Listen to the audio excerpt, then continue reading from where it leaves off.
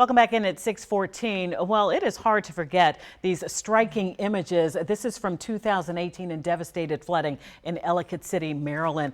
And it was just one of 3 major floods there since 2011. And those disasters have pushed Howard County to make some big changes. And with all the summer rain that we've been seeing lately, our Matt Gregory visited historic Ellicott City to see if those changes are making a difference.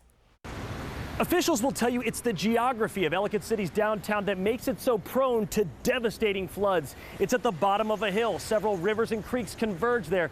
It's led city and county officials to work on methods to prevent the devastation of those floods. And this week, they got a big test.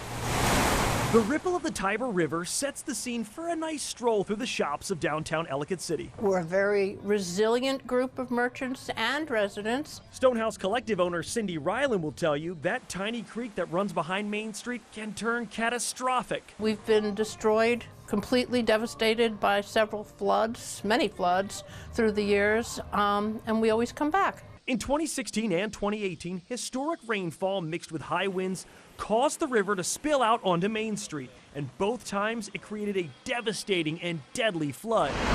So you can imagine how Cindy and the other Main Street residents felt during Monday's big storms. Those were pretty torrential rainstorms, and we were just all holding our breath. Monday's event was roughly 1.5 inches in about an hour. Brian Schepter, the deputy chief of staff for the county executive, says the 2 1,000-year rain events in 2016 and 2018 shaped how the county reacts to storms. What we've done is implemented a 7-part infrastructure strategy called the Ellicott City Safe and Sound Plan. He says Howard County created 3 retention ponds for water. They have an early warning tonal system for evacuations, and as seen on Monday, they closed downtown and towed vehicles before the rain started. We responded effectively.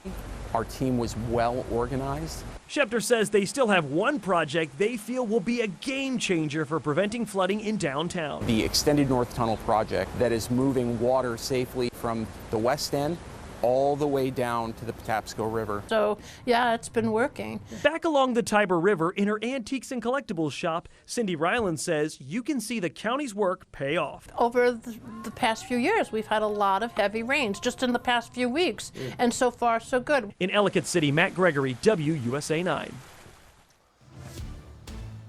And yeah, I worked in Baltimore, which actually the part of the coverage area is Ellicott City. I worked there from 2012 to just a couple of years ago in 2023. So I experienced those floods firsthand, covered those floods, and just absolutely devastating.